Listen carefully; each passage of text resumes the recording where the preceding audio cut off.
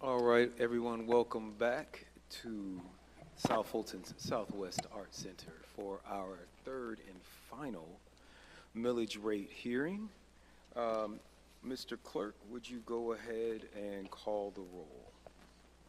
So roll call for the millage rate public hearing, 6 p.m., August 16th. The Honorable Catherine F. Rao, District 1. Present. The Honorable Carmelita Gums, District 2. Present. The Honorable Helen Z. Willis, District 3. The Honorable J.C. Sebastian, District 4. Present. The Honorable Corey A. Reeves, District 5. Accounted for. The Honorable Natasha Williams Brown, District 6, will be absent tonight.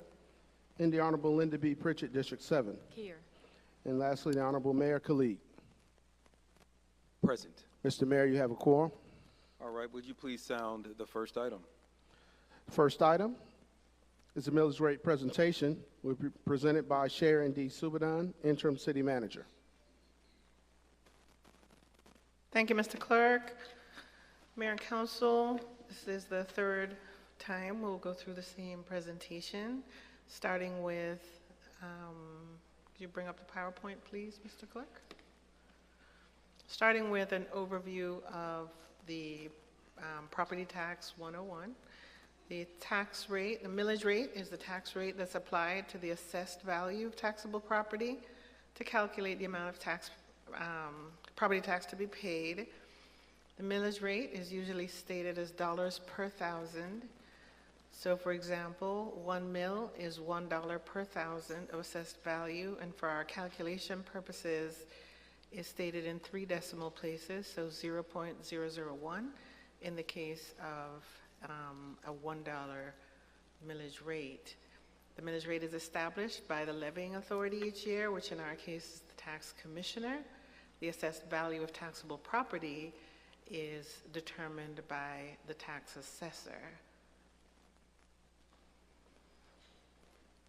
Next slide, please.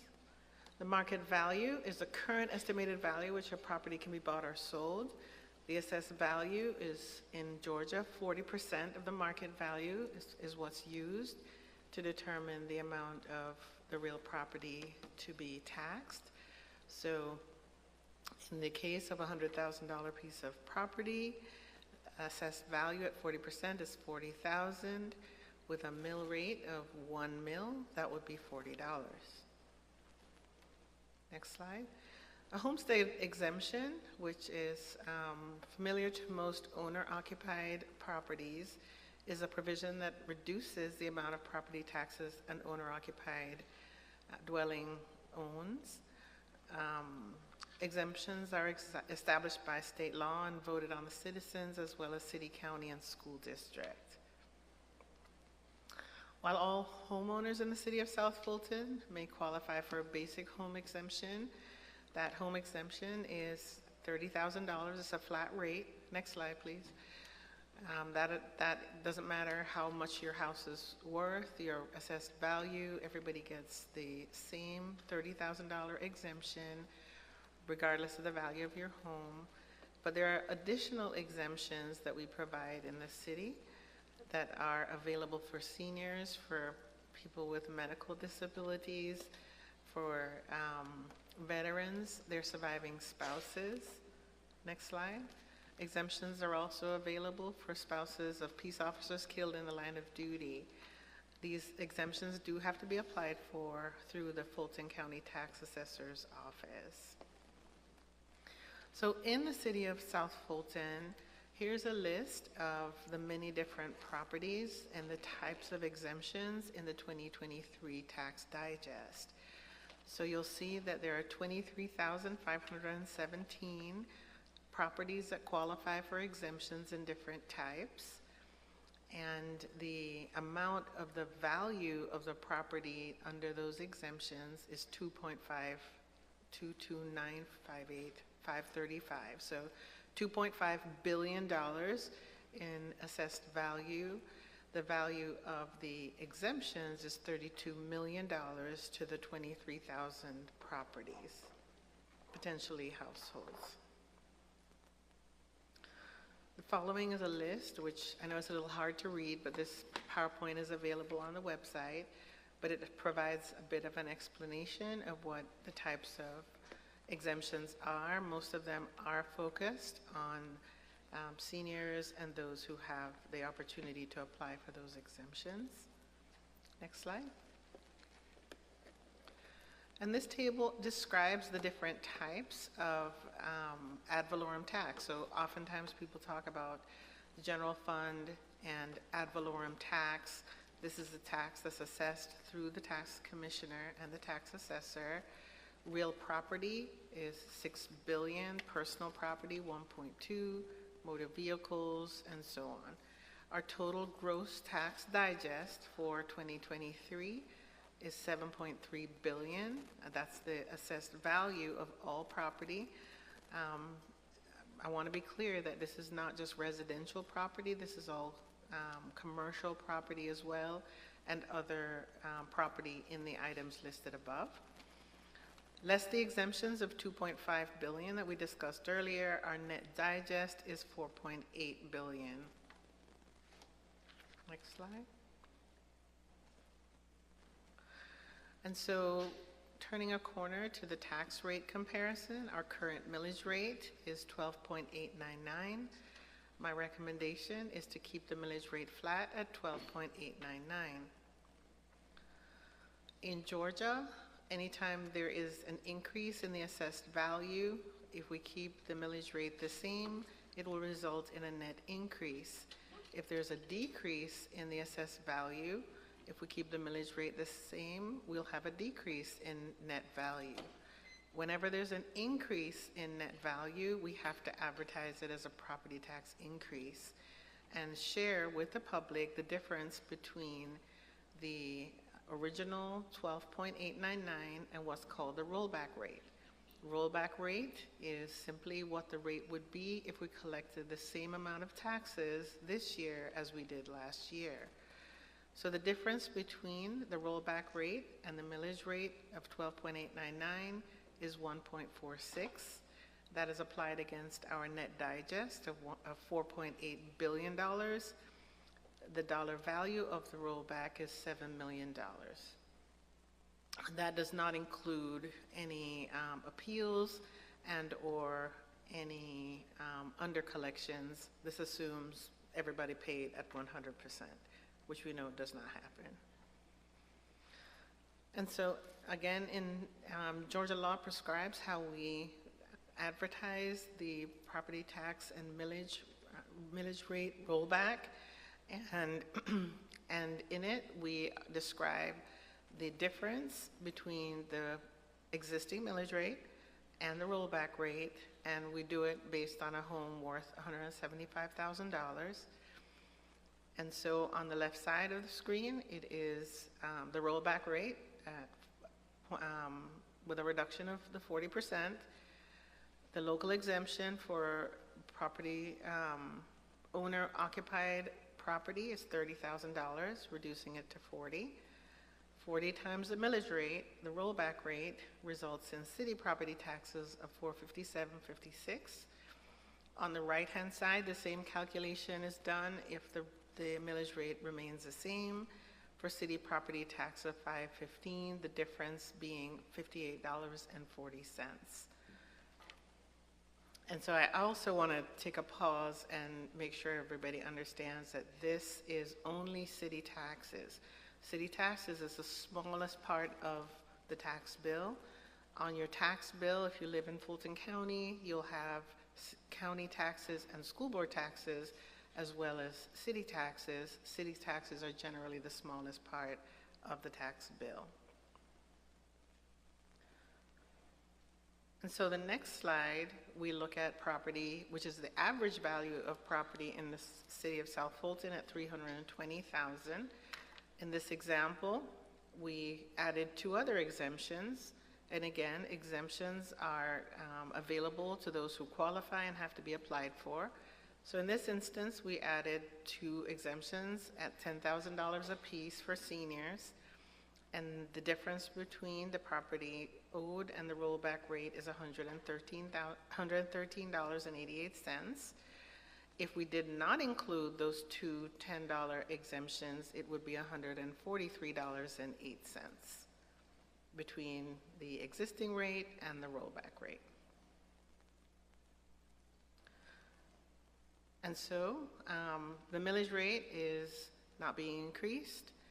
The proposed millage rate is the same as it is for calendar year 22. Next slide. And this is just an example of, or essentially the calculation of the net digest, 4.8 billion times the current millage rate, $61,900,000 would be the net revenue. And the at the bottom of the screen is the rollback rate. The total would be 54 million. Again, that's the difference of $7 million. And for everybody's interest, if the millage rate were to be increased or decreased, this is the value. 1 mil for us is $4.8 million. So a quarter of that, either increased or decreased, would be 1.2, 2.4 for half a mil, and so on. Next slide.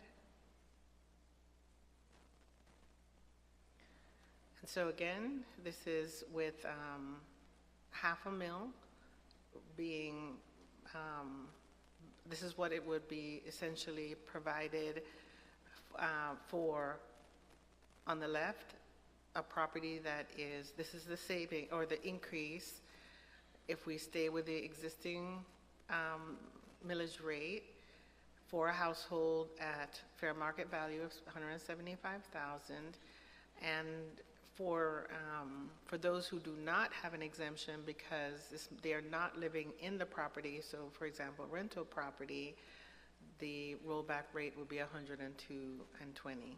So this shows the value of even your basic exemption, and this doesn't include any additional exemptions that might be available.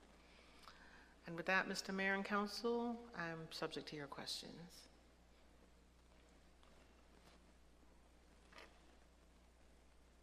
All right, Councilman Willis, are you in the queue? Okay, I actually didn't flip my queue over. Is anyone in the queue? Does anyone have any questions?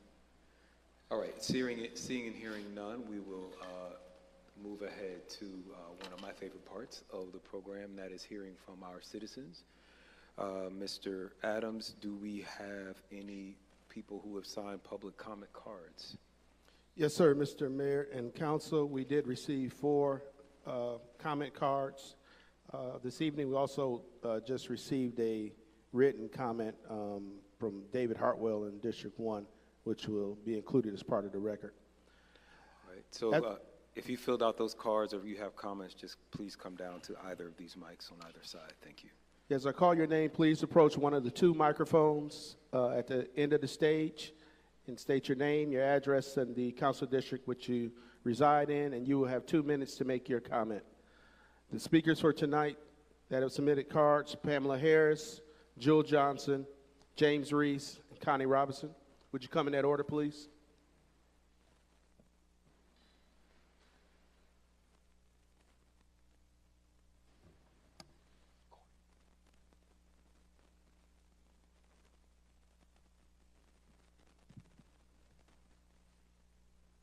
My name is Pamela Harris. I live in District 1, Montclair Estates. Number 1, other cities rely heavily on revenue generated from tax revenue from businesses. The city has not focused on bringing large income generating big box businesses, but rather on developers adding to the residents' count. Wouldn't a change of focus from taxing citizens by drawing big business and taxing businesses generate more revenue? No one has spoken on how a millage rate decrease will affect the city, other than saying that there are things we just can't have. We'd gladly give up the $500,000 in Christmas decorations to give money back to the citizens. We gladly give back all of the terrain war zone vehicles purchased for the police department to give money back to the citizens. Avoiding costly lawsuit settlements could also allow for a millage rate decrease. Our tax dollars are paying for your incompetence. A refund for that advanced degree in this situation is warranted. Typically, you all at times answer questions, so I'll stand here until my time runs out to see if anyone has any answers. I tell you what, Ms. Harris, we will have council comments after we are done hearing these. We only got a few more people. Okay, well, I was just letting my 2 minutes run out just in case somebody wanted to ask me something. I guess not. Thank you. All right. Oh, I wish I could grow. I'm too short. Good evening, Mayor and Council. I'm Jewel Johnson, and I reside at 4660 Orkney Lane, and I'm in District 1. I just want to have my comments heard. No matter how we slice and dice the millage rate and the up and down of the taxes, it's still a problem. And we're just going to have to face that problem as we move ahead. As I look back over our budget situation and seeing that we're spending $500,000 on decorations, and we don't even have a downtown. Well, we're going to put all this $500 worth of decoration there. That's what I want to know. And then the next thing, we're going to, after the fact, do a study on pay parity. Come on, folks. You've already done it. Why are we going to waste money like that? So I would truly encourage you not to waste our money like that. And I also would like to say to you, and I am asking you as one of your most active advocates in this city, that you do not move anything monetarily from the day the lawsuit was filed up until we go to court to see what's what. We must find out where our money is. We do not know. We still don't understand. We've got all kinds of explanations of what have you. Let me remind you of something.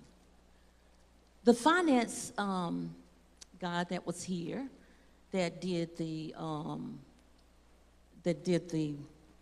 thing of as far as our finances are concerned, one of the things he said to you in closing remarks, this is the second time I have made this suggestion to you. I cannot force you, but I am asking you to do an operational audit.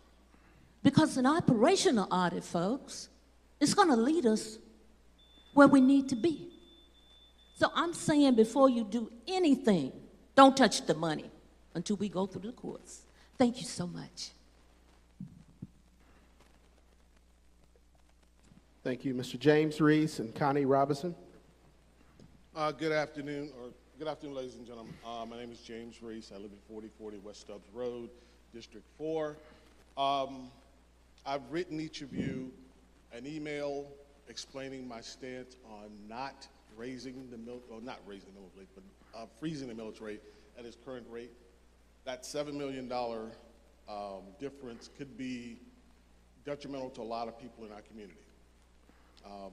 I work with people who told me straight to my face they're hurting. And I need for this council and the city to understand there are people out here who are hurting. And giving something back to the citizens is not a bad idea. It's actually a very good idea. It's very helpful to each and every one of you. Sitting on that millage rate at 12.889 and taking in that $7 million is not a good thing. Everyone needs relief. And I can give you an example of how crazy the assessments have gone. In my personal case, I can tell you, I don't get a $30,000 exemption.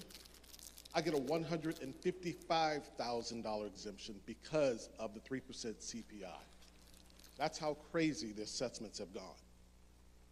So basically, what I'm paying the city is a little over $900. At one point, it was over $1,000, but now it's right around $900 because of the exemption I get based on the CPI, because the rate of the increase of my home is well above the 3%. That is crazy. It doesn't really hurt me, but the reality is I know people who it does hurt. And each of you know people who it hurts. We're looking at purchasing and making decisions on buying things and building new things. They're trophies. Think of them as trophies. We don't need any more trophies. We need to tighten our belt and give people back their money. The city needs to tighten its belt. That's all I'm asking you. We've been raised taxes every year since 2006. Our taxes have been going up. There's not a time our taxes have gone down. It's time they go down. Thank you.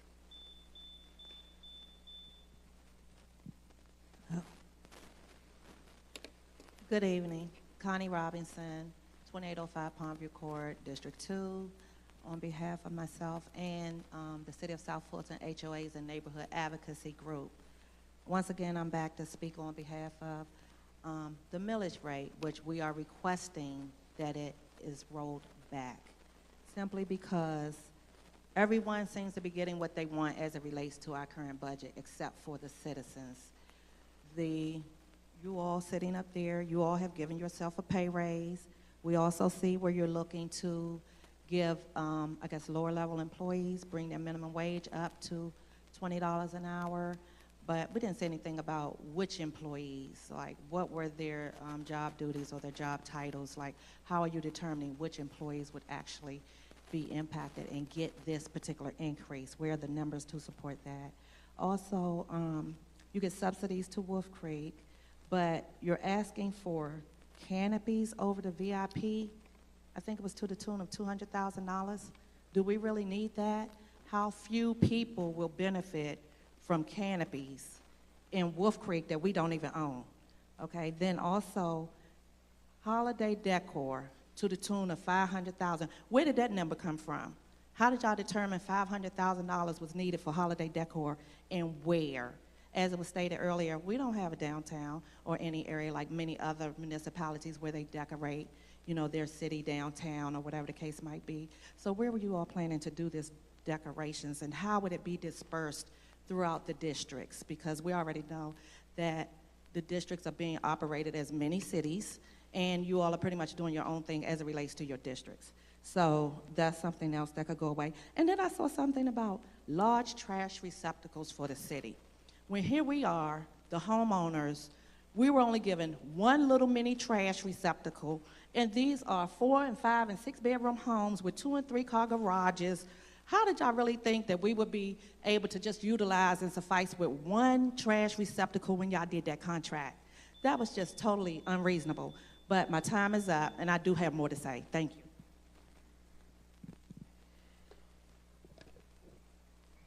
All right, thank you everyone for your comments. Special thanks to Ms. Robinson and Ms. Harris. I gave out a little homework assignment, and I see that you all followed through. Before we go to council comments, I would love to just hear from our city manager. Perhaps there was a very specific question that I did not write down.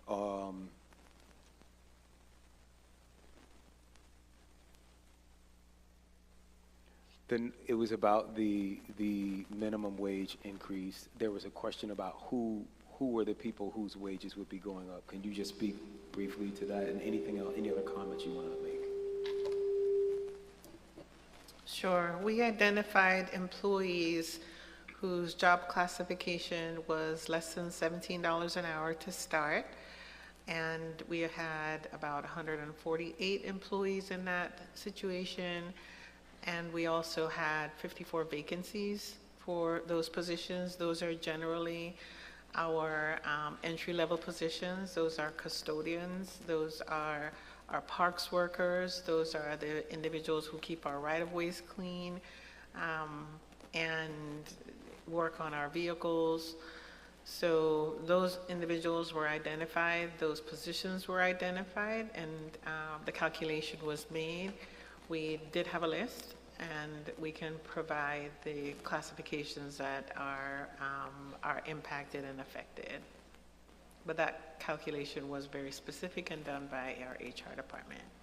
Awesome. All right, thank you so much for that. Our queue is still down, so I'm just going to go 1 through 7. I'm going to go down the line and see if there are any comments. District 1, Dr. Rao. I don't have anything specific to say. I think one of the things before we get to finalization, I hear a lot of people talking about, questioning what we have in the budget. There are a number of needs across the city. I think sharing solutions is an effective way to get there. I don't hear enough of that, so I'd be interested in any feedback about areas that you'd like us to focus additionally. Because I do think in terms of the budget that we have proposed, and you can't take the millage public hearings out of the context of the budget, we have so many things in there that we've heard from the community, from the park master plan, the things you want, improvements you want to see in the park. All of that is proposed in this budget. And I don't think facilities like a fire station is a luxury. I think it's said that we needed about at least 3 additional for the size of our current population if we want to address the ISO rating. We have to move in that direction. And so, again, I'd be interested. Feel free to contact me, email me if there are some things. But I do think a number of the proposals in the budget are solid. So a couple of them I think we could adjust, but we'll see where we land with that. Would like solutions on that. Thank you. District 2, Councilwoman Gomes.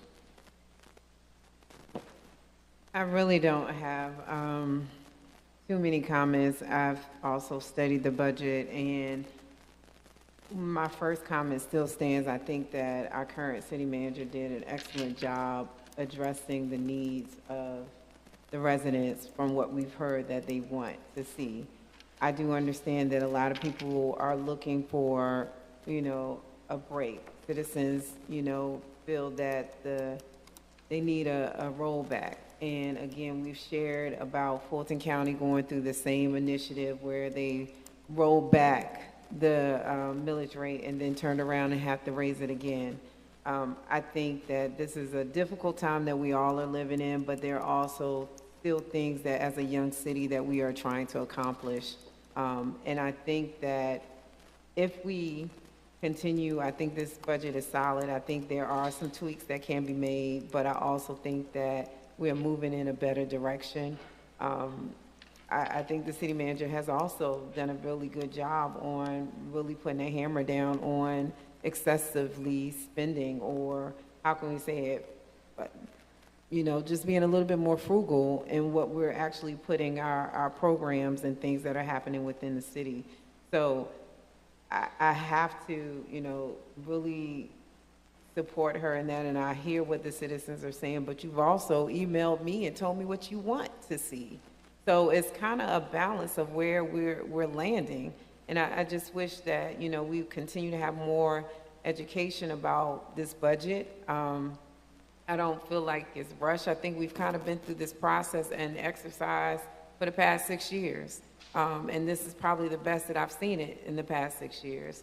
So I do ask that, as taxpaying citizens, because we all are, at least I think we all are taxpaying citizens. So I don't think that we would do anything to detriment ourselves. We're homeowners as well, so we feel the brunt.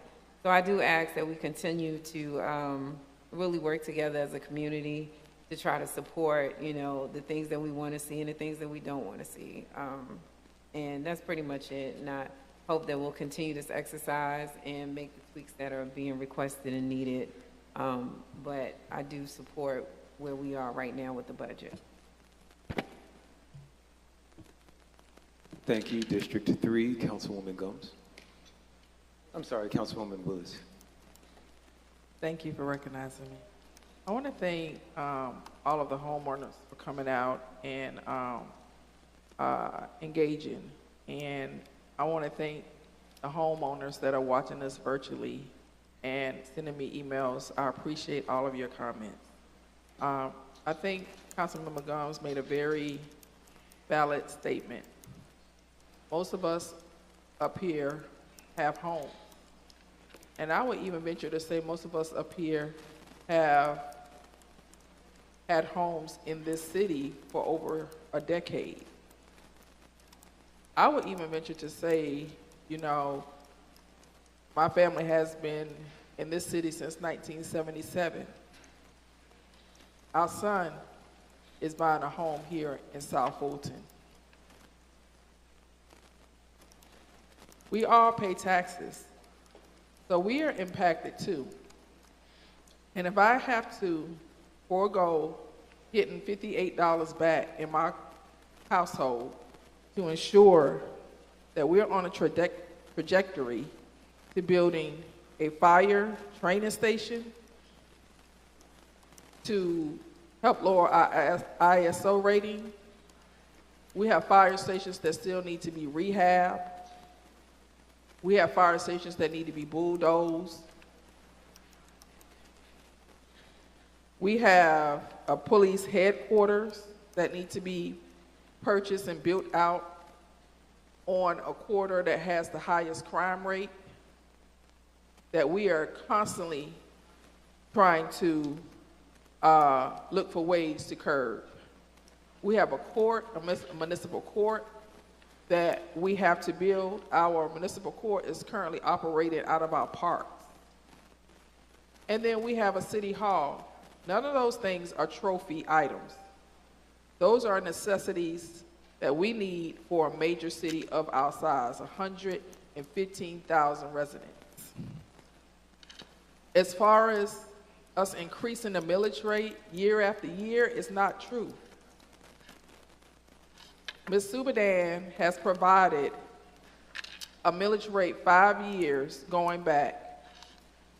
Our millage rate was at 1.57, and we were operating as a deficit. As I stated, we had to take out a tax anticipation note to pay bills. Yeah, 11.7, I'm sorry. No, it's 11.57. 11.57. We had to take out a tax anticipation note to pay our bills. We were operating at a deficit. So we went up to 12.89 in 2020. We kept it at 12.89 in 2021. We kept it at 12.89 in 2022. And we're being suggested to keep it at 12.89 in 2023 fiscal year. So the $70 million surplus will be put to not only those items that I suggested that we need to make sure we're focusing on, that several residents have asked us to focus on. How many times do I ask, when are we getting a city hall? When are we getting a police precinct? When are we getting courts? You know, when are we getting better fire stations? When are we getting sidewalks? Let's not talk about the multi-million-dollar project underway at Walkmore Park to redo the pool. We inherited all of that from the county. Deferred maintenance was thrown out the window. And so all of the deferred maintenance is on us now. Again, I'm going to say this about the pay raises. We did a comprehensive study, wage study, which is when people increase their salaries and increase their employee salaries, they make data-driven decisions. It is necessary for us to do a wage and compensation study. Any government that you know of that is running properly does wage studies. The last wage study we did was prior to the pandemic. We didn't have inflation. We didn't have a national pandemic. So now we're doing another one because everything has gone up. Cost of food, cost of fuel, cost of living, cost of construction, cost to borrow money, everything has gone up. So we want to make sure that we are paying our employees what they should be paid.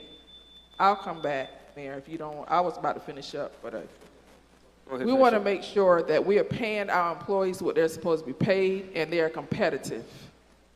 As far as council, if I had to do it all over again, the mayor, I'm going to give him props. Because he told us in 2019 to go ahead and take the max. But we didn't listen to him as a council member.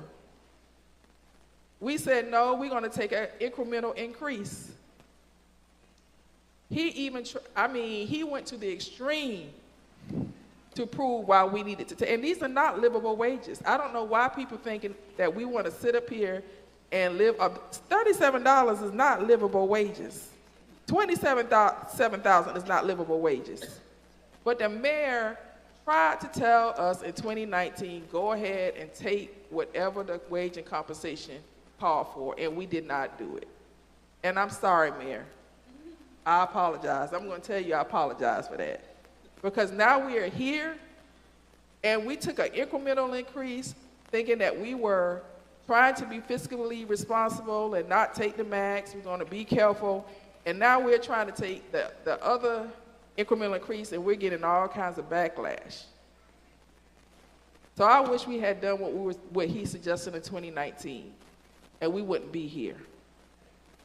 But don't ever think that I want to make a living or, I put in 80 hours a week, receive calls 1 o'clock in the morning because I love the city, I love what I do, and I was raised to give back and make a difference in the community that I live in. And I want to remind you, they say this is a part-time job, but it's not.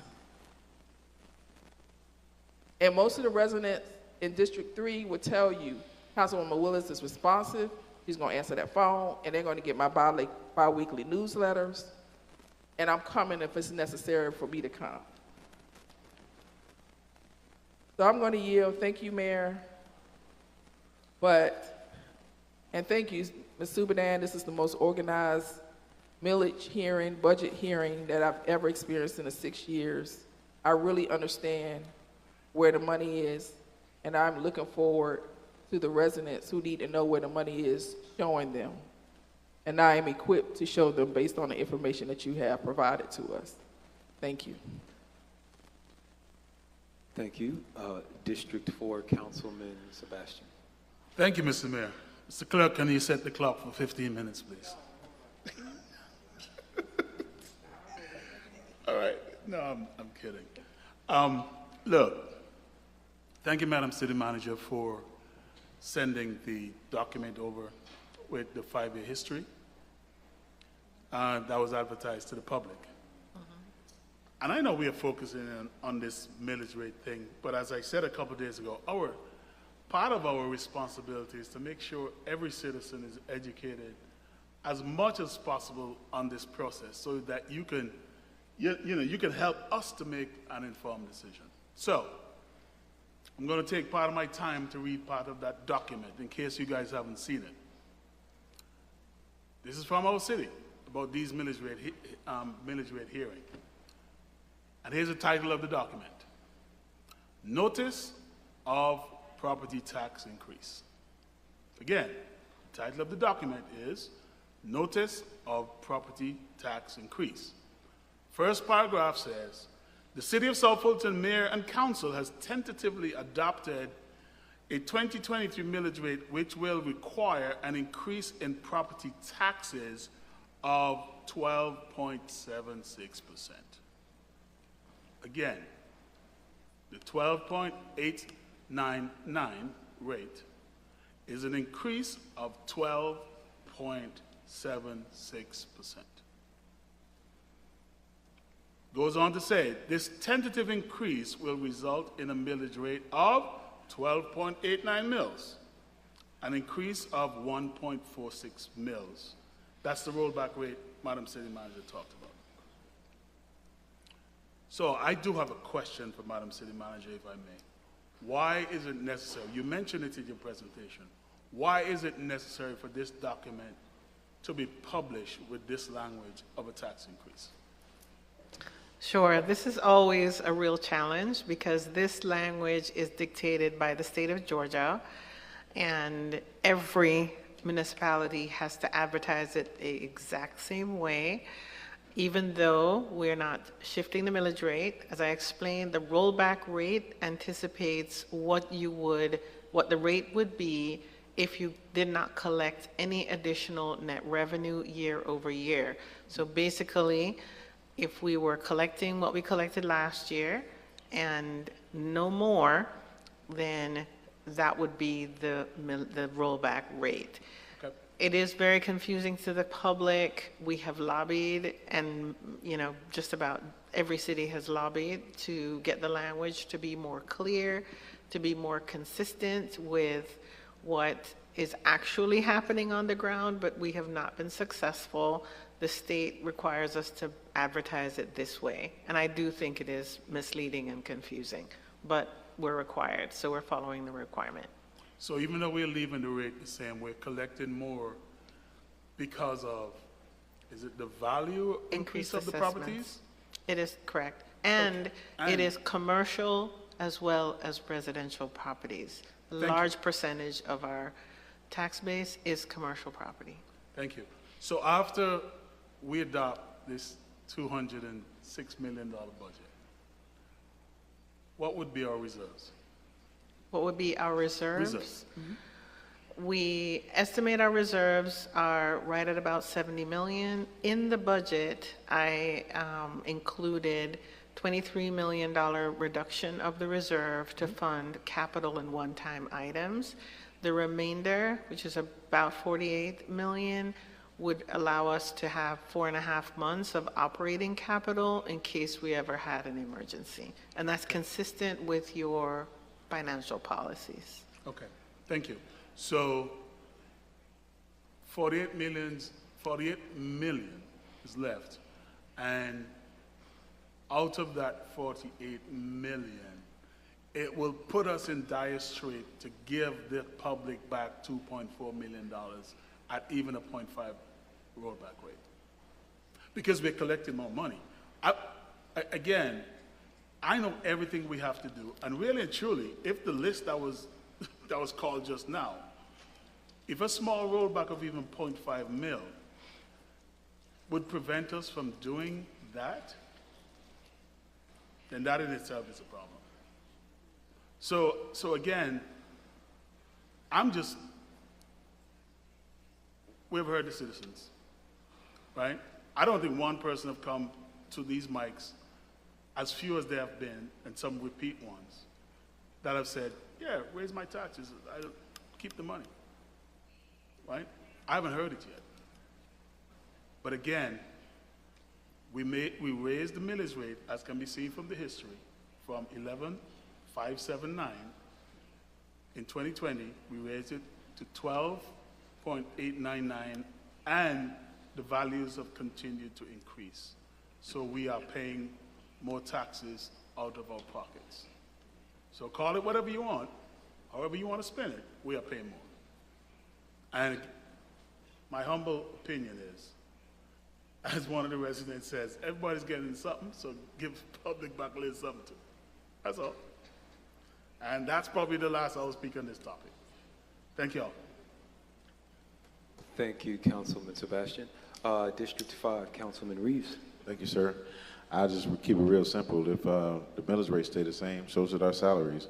I just want to say, can we point to one project in this city, one project in 6 years that this city can stand behind uniformly and say they're proud of? Point to one. That's my point.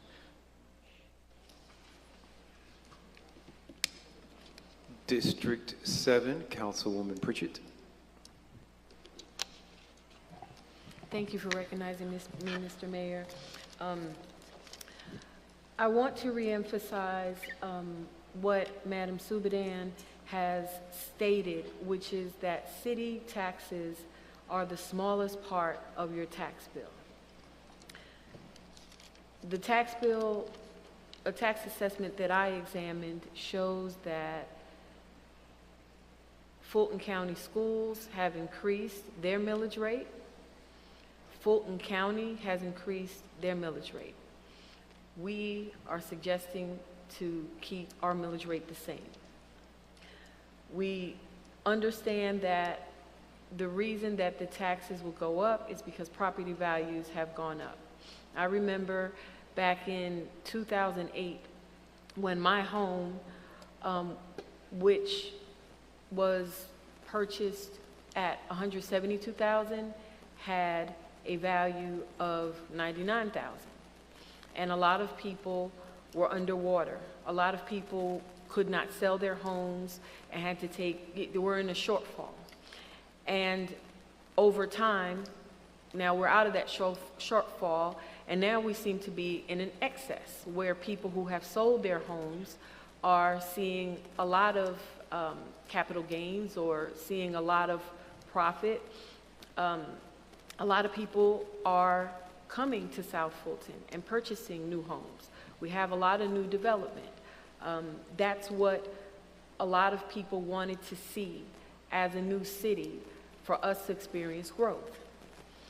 With the current millage rate, it would be an increase in the valuation that Madam Subadan presented for a house that's valued at $175,000. With an exemption, you would have an increase of $58.40 a year. Without the exemption, it would be $102,020. So these are the actual numbers that we're talking about. And when I know that my colleagues are passionate about wanting to, help citizens to be able to preserve their discretionary funds, money that we all work hard. We all want to see some savings. But you have to understand, when we talk about giving back, you can't give back what you haven't paid. It's just language. So a lot of us on the council, we give back a lot.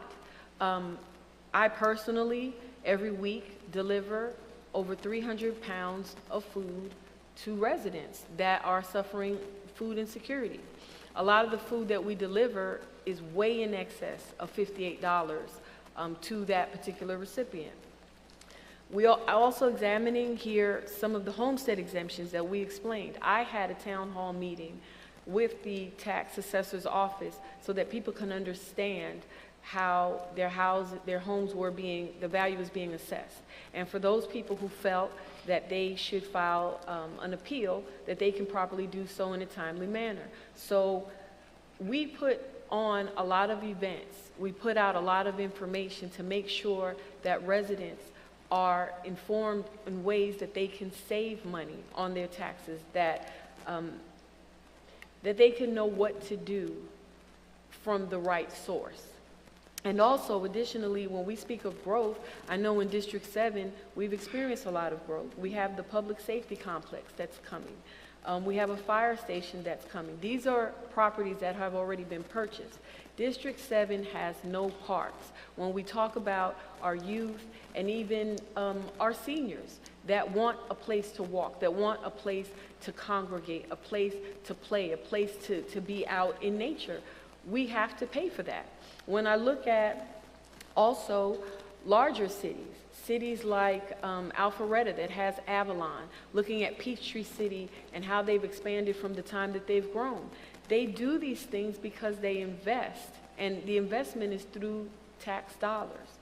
The large trash receptacles, which one of the residents pointed out, that was a priority that I asked the city manager to include in the budget because we have a serious problem with littering. I visited other cities in the course of a lot of the training that I received, and some of the trash receptacles are very small, even for the homes. We have, I believe it's like between 60 and 90 gallon trash bins. That is an acceptable size. I've seen trash receptacles or bins that are a lot smaller.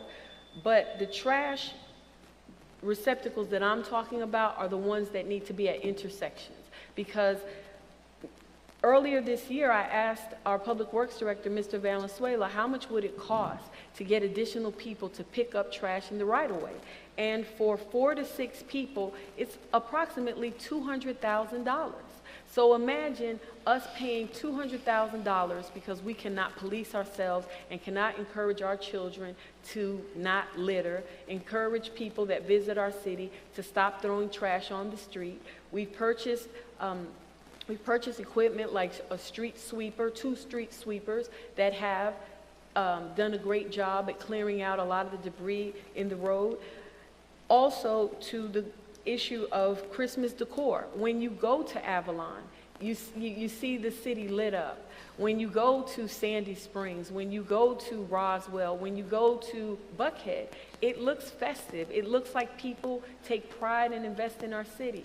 I am not discounting in any way any of the concerns that people have expressed to me.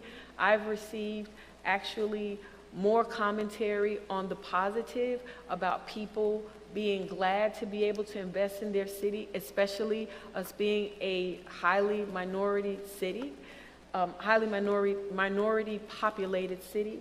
But we are working through the budget and working with the city manager just to make sure that a lot of the concerns that the seniors have brought to me, so that we can also consider fixed incomes and those type of things, that we can find ways to help alleviate what impact this would have on people. But I want to be clear that the impact we're talking about is an additional $58.40 a year, or $102.20 per year. And I'm not trying to be facetious, but for those of you that I really want to impress upon you what we're talking about, I want to show you my cell phone.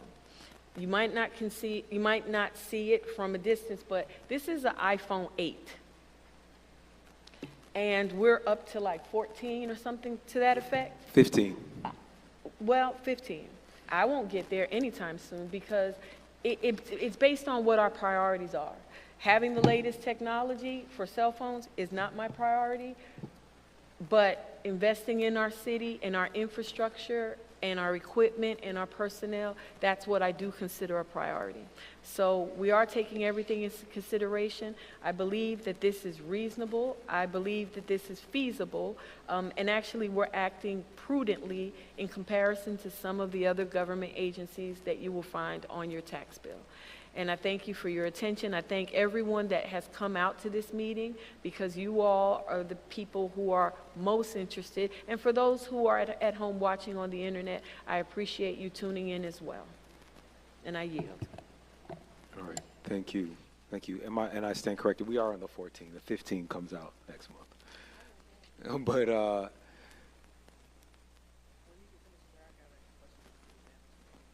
okay, I'm going to turn it over to Councilman Willis, who has a question. Go ahead, Councilman Willis.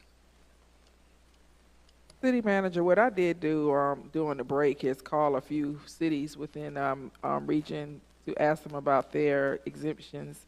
And as I suspected, one city told me they just revised their exemption policy to add more exemptions. One city is only given one senior exemption.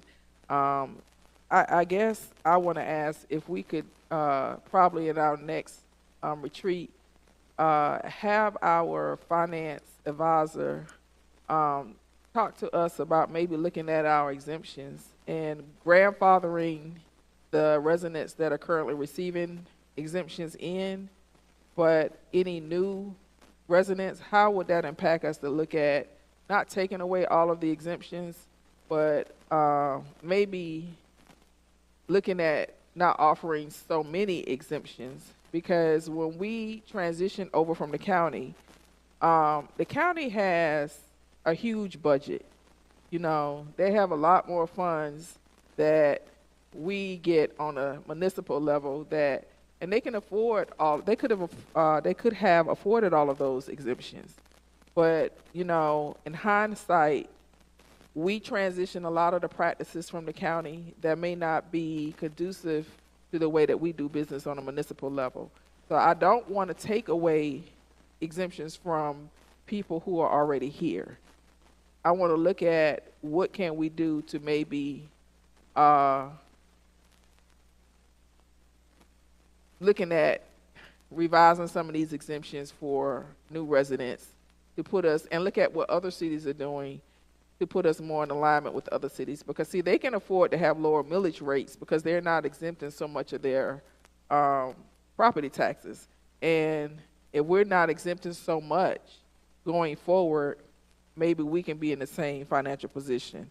And the last thing I want to do is take Councilmember Reeves up on his challenge. I don't really know what's going on in his district, but I know when things happen in District 3, it benefits the whole city. And so I am very proud, and I thank my colleagues for supporting me on these votes. We have a newly renovated tennis center with 27 courts. We invested $500,000 in underground lighting. We have an ADA ramp now, and we are hosting the HBCU tennis tournament, and we have others on the book. We have, when I got elected, we did not have a fire station in District 3 because it needed to be renovated. We have a brand new fire station, totally renovated with a community center, a community meeting room inside the fire station. We have a brand new police precinct in District 3. We have a Main Street program that is very instrumental in highlighting the small businesses in District 3, Red Oak Historic District. And we have farmers market. We're having a community cookout this weekend. We have purchased a building so that we could build an economic development welcoming center in District 3. We have had many intersection light upgrades and four-way stops upgrades. We have had streets repaved that hasn't been repaved in over 30 years. Oh, I got a lot I can brag about. So I am proud that we have accomplished a lot in 6 years. And so I can only speak for what I advocate for and what's happening in District 3. Thank you, residents. Thank you, residents. We did that together. We're talking about the whole city, and we're not talking about a district. One mic, one voice. Councilman Sebastian, did you have a follow-up? Yes, I forgot to make this point before, and it has nothing to do with what my colleague just mentioned, but it was kind of insinuated, I think, in the last meeting. I am not advocating for us to take any exemptions away from our seniors. Just want to make that clear. Congratulations, Councilmember Willis. That's a lot. And it's no secret that I've been a little bit salty because I think at times District 4 gets left behind. I don't have a long list like that. I've been here a year and a half. And I don't want to run on some of the issues that we have had because I know I gave Madam City Manager a long list the other day that I hope this budget is going to adequately cover a lot of those.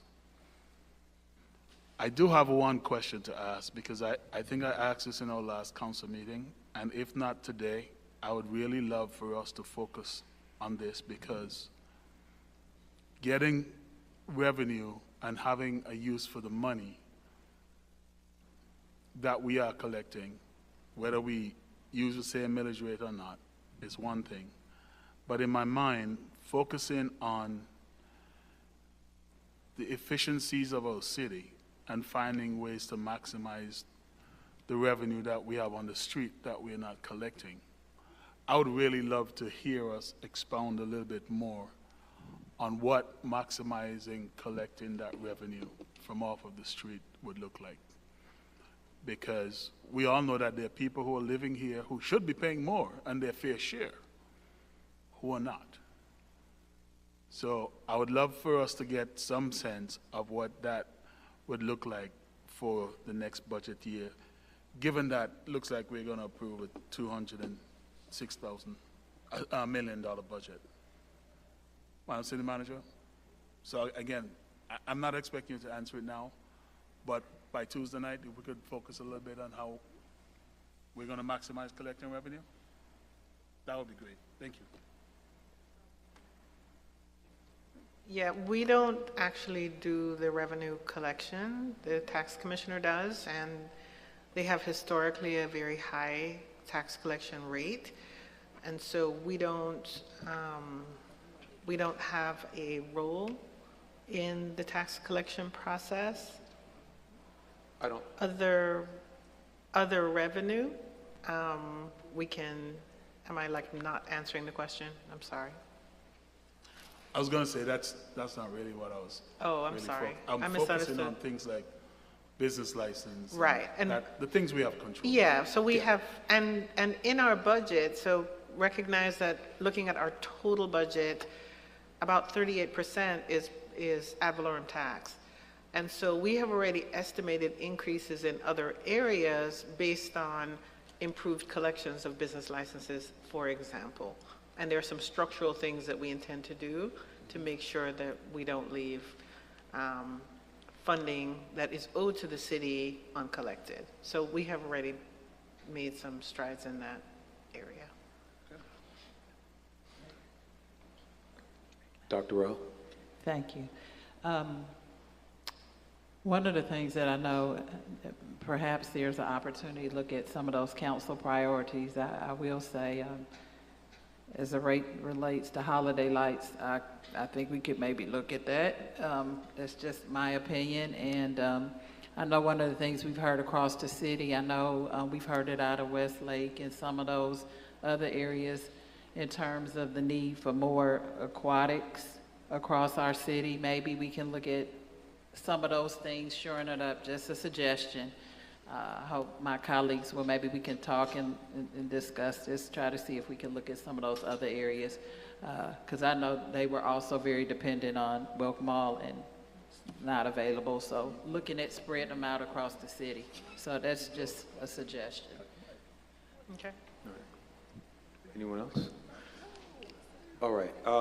I've got a couple of quick comments. I do want to, I feel pretty confident in saying that I have been critical of our city and of our operations. I have not just been 100% optimistic about everything that happens in our city, but we are doing a lot of things right, and that is why your property values are going up. The market is looking at how we are governing this new city, and they are seeing that our streets are being paved, that our crime is lower than the metro area, that we've invested millions in fire and emergency equipment, and in reducing our response time. So I see our chief back there, our ISO rating, the rating that insurance agencies give our city has improved. Ironically, even though those things have happened, across the country, insurance companies have been raising their rates. I just heard a marketplace report today. So the cost of everything is going up. The value of our homes are going up, and renters are also paying more property taxes because every time landlords' property taxes go up, they just pass it on to us. So as we improve the city, the value of the property is going to continue going up. And if you don't think that we're making improvements, ask the people who call you every week trying to buy your house, why are they so interested in the city of South Fulton? That being said, I have heard a lot of concern about the millage rate and the increases. I think it's worth, I'm going to give this assignment, this homework assignment out again. We have a final vote. You can see we have a first read tonight, but we're going to have a final vote on the millage rate next Tuesday back here in the Southwest Arts Center, 915 New Hope Road at 4 o'clock. We're going to have a budget presentation and a final vote on the millage rate hearing going forward. So Madam City Manager showed us in our presentation today that for roughly every $50 to $100 that we give back, that's about a $2.3 million reduction in our budget. And so as a homework assignment, if you could go ahead and pull that up, can you pull that screen up again? You can go to cityofsouthfultonga.gov to find all of this information, to find out our budget meetings, all of the documents that we are discussing today, and even further detail if you go to cityofsouthfultonga.gov. I challenged some people at the afternoon millage rate hearing to look through that budget, look at programs, look at departments and places that you want to make these cuts. All right, so if you go to cityofsouthfultonga.gov, you can see right there at the top, FY 2024 budget. It's the first thing. You scroll down, you can see the FY 24 budget presentation. There's lots of more information there. But if you go to that budget presentation, I think that's the one that we just went through today. And then on page 19 is an overview of our entire budget. And then the subsequent pages after that, 21, 23, 25, show just a little bit more in-depth detail of where we could be making some of these cuts. I heard a lot today about Christmas lights. I just want to say that $500,000 divided by 40,000 households is $12.50. So that's not getting us to this $100 back. So I challenge everyone to let's do this homework assignment together. You want to find, to get $50 to $100 back, you want to find $2.3 million of cuts in the budget. To get 100 plus back, you want to find about $5 million worth of cuts in the budget. So we do have this meeting on the 22nd. I am anxious to hear the feedback from any and all of you who want to see us give some of this money back, what programs you would like to see cut to return this $50 to $100. I think that would be very helpful and instructive for us. And if you can get it to us before Tuesday, because we're voting on Tuesday, but you can find all of the information at cityofsouthfultonga.gov.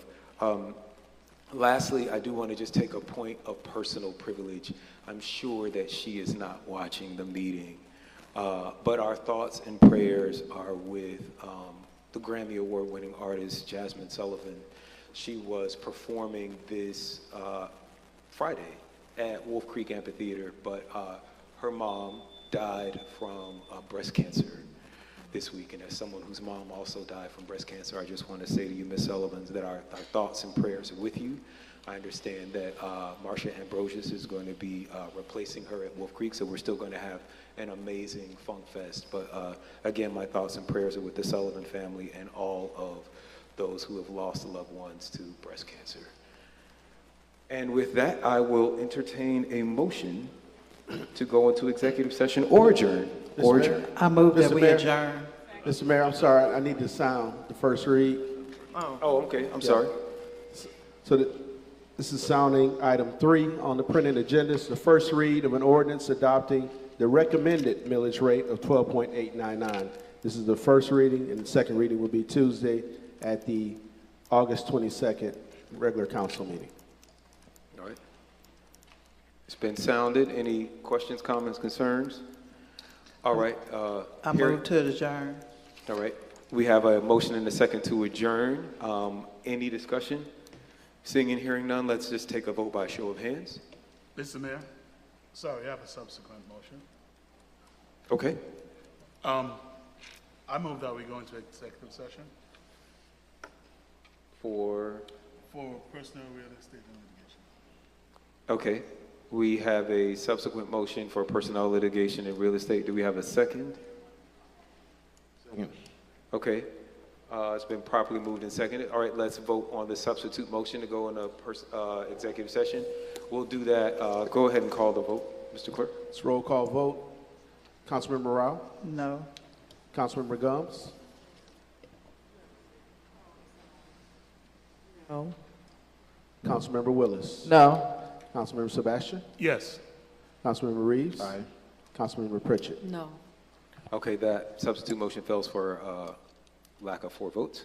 We'll return to our original motion, which is to adjourn, and we'll do this one by a show of hands.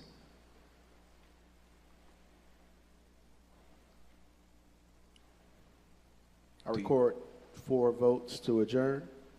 We are adjourned at 7:09 p.m. Thank you. Have a good evening. Thank you. Thank you, everyone.